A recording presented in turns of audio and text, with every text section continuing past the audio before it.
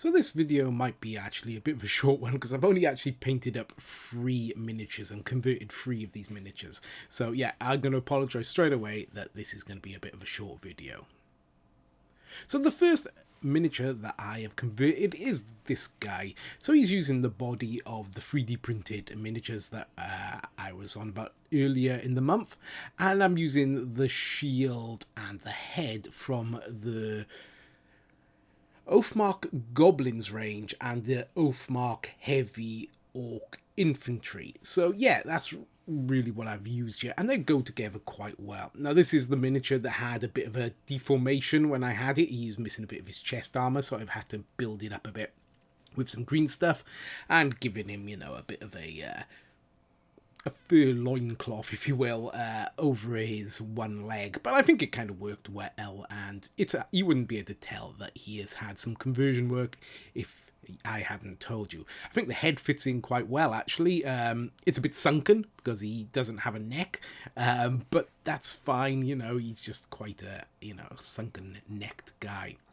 Now this guy has got a head from, I think he was the heavy Oathmark Heavy Orcs. So yeah, fits in perfectly with this guy. You know, he looks suitably broad and suitably menacing looking. I think they mix together really well, actually, the heads of the Oathmark Orcs and these 3D printed miniatures.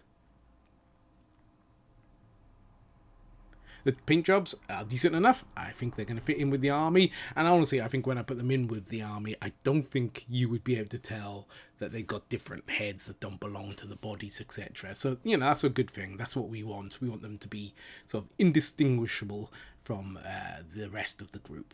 Now, this guy I've gone the opposite way. I've given him the head and shield of the 3D printed miniatures, but the body is of the Orc Heavy Infantry, and so are the arms. And I don't think it works quite as well. I think maybe because the arms are very gangly on these guys. So although the head fits in perfectly well and the shield fits okay, I think just my general, not dislike, but general, what's the word I'm thinking of? Just, it doesn't feel right as an orc to me. And I've always said that, you know, and that's my prerogative. I'm allowed to think things, you know, that you guys might disagree with. As you can see, height-wise, they're similar. He's a little bit shorter, but like I said, long in the armor and long in the legs, so he's very sort of like ape-like, the Oathmark one, while the 3D printed miniature is much more brawny and solid looking. So that's it. That's all I've got to show you this week of my conversions. So if you've liked the video, leave a like, comment. I do reply to every single comment, and maybe even subscribe. But until next time, it's going to be goodbye from me, a Welsh miniature board gamer.